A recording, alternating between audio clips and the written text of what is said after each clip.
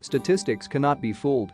In her many years as a British Duchess, we have seen the future Queen Catherine in only a few tiaras. The Cartier bridal tiara halo is a strong statement by the wife of Prince William, giving hope that the diamond decoration will go to her casket from now on. Her Highness wore the lotus flower tiara twice, and it was her first white tie appearance since her marriage during a traditional diplomatic reception at Buckingham Palace in 2013. At the time, many thought that the lotus flower would be a favorite of the Duchess of Cambridge. This tiara is light and unobtrusive, just like a young woman with a great sense of style. In 2015, which was Catherine's next outing requiring a tiara, Her Highness wore it again at a state banquet in honor of China's first couple.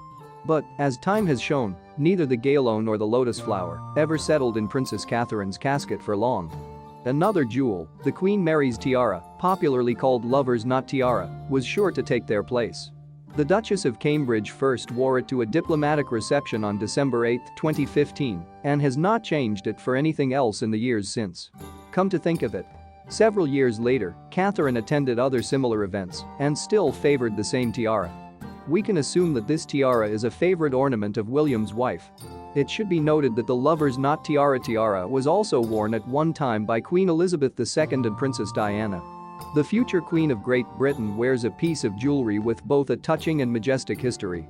Perhaps that's why Princess Catherine favors this particular tiara.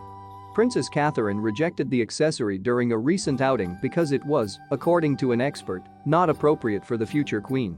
A fashion expert said Prince William's wife may have given up on the piece of clothing since becoming Princess of Wales. Catherine attended a Christmas Day service at Sandringham, accompanied by her husband Prince William, their children and the rest of the royal family. She looked beautiful in a dark green coat, which she paired with a very stylish hat. The Duchess of Cambridge chose a very elegant and sophisticated Alexander McQueen coat dress costing £1,077 and complemented it with a wide-brimmed hat by Philip Treacy. The fashionable hat was adorned with a ribbon, bow and white feather, and the royal fashion expert said the choice of accessory was made by the Princess of Wales for a reason. Catherine has always been a fan of headbands or hatbands, which are a less formal, more beautiful alternative to wearing a hat, and she wore this chic accessory on the most important occasions, including Christmas. However, fashion expert Miranda Holder believes that headbands no longer have a place in Catherine's closet. She explained why. Catherine used to be a fan of headbands, but since she began working closely with her friend and stylist Natasha Archer to create her personal brand, they have no place in her closet. Catherine's style is more classic and elegant, which suits both her beautiful figure and her future role as our queen. In becoming Princess of Wales, Catherine chose the traditional hat that the late Queen Elizabeth II always preferred for royal occasions and formal events. Princess Catherine of Wales has worn quite exquisite outfits over the years. Her Royal Highness's closet includes both budget clothes and expensive outfits. However, the Princess of Wales' most expensive outfit is quite unexpected. Catherine is one of the biggest style icons in the world, not to mention the royal family. Although she has given us many iconic and unforgettable looks, one of them has an incredibly high price tag. Princess Catherine's most expensive dress cost £7,300, but it was not the famous gold gown. One of the Duchess of Cambridge's favorite designers is Alexander McQueen. She has been seen repeatedly in his outfits. For example, we can remember the christening of Prince Louis, the Earthshot Awards in 2021, and even her famous wedding dress. Time and time again, the princess has chosen her outfits from the late designer's collection.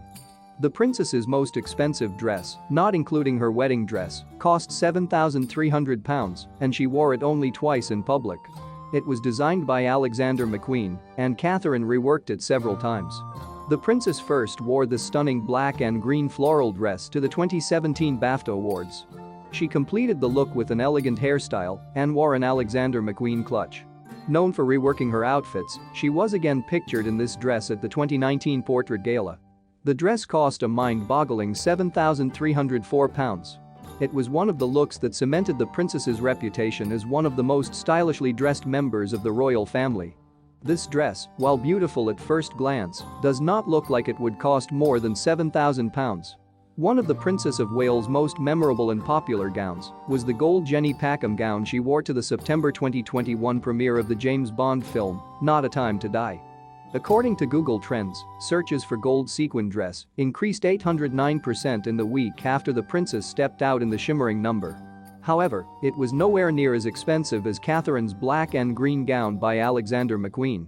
Today, Camilla Parker Bowles is part of the British royal family and performs official representation duties, but before her marriage to Prince Charles, she pursued a career, which, however, did not work out very well.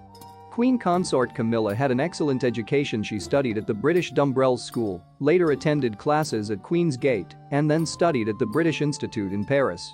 After graduation, Camilla returned to London and took a job as a secretary at the prestigious company Halifax and Fowler.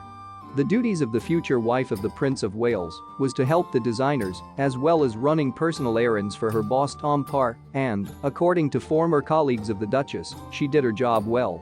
Designer Imogen Taylor told the Sunday Times about the time when Camilla worked at Halifax and Fowler. She hadn't been with the company that long, her work was okay, but eventually she was fired. According to Taylor, Camilla was a victim of aggression from her boss Parr, who often took his anger out on subordinates. Once, when the future Duchess came to the office in the evening to finish the work, she faced with his boss, who threw a tantrum, resulting in a woman was fired. However, this unpleasant and offensive incident has not affected the welfare of Camilla. The Duchess of Cornwall, and before her marriage to the Prince of Wales, had considerable capital. According to some reports, the personal fortune of Camilla is estimated at $5 million. This money was inherited by the wife of Prince Charles from her father, Major Bruce Shonda. Of course, Camilla's personal savings were significantly less than Prince Charles's, but that was not the reason for the marriage contract. Like most members of the British royal family, the couple chose not to enter into a contract because it is not customary in monarchical circles. The Welsh were spotted at a theme park. The family was having a great time away from the public eye. The other day, Duchess Catherine and Prince William were spotted out for a walk at an amusement park. There the Welsh, together with their 3 children, Prince George, Princess Charlotte and Prince Louis, were having fun and family time, apparently hiding from the ubiquitous paparazzi. The Prince and Princess of Wales and the children visited the Lapland theme park in London, a Christmas-themed location dedicated to the history of Santa Claus. The royal children, according to witnesses, had a lot of fun amid the holiday rides and stores. Kate and William, on the other hand, tried to stay out of the photographers' lenses and blend in with the crowd. Apparently, the royal couple were dressed casually to this end.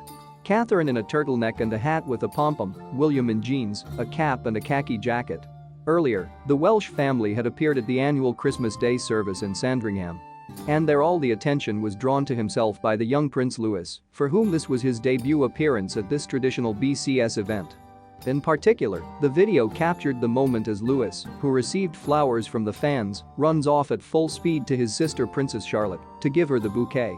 The audience couldn't hold back the cheers, and social media vied with one another to admire the little gentleman. Prince Louis is so cute.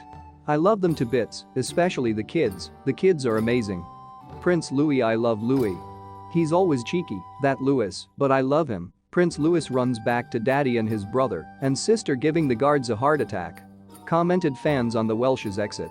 Psychic Craig Hamilton Parker, nicknamed the new Nostradamus online, believes something very bad will happen to Prince Andrew in 2023.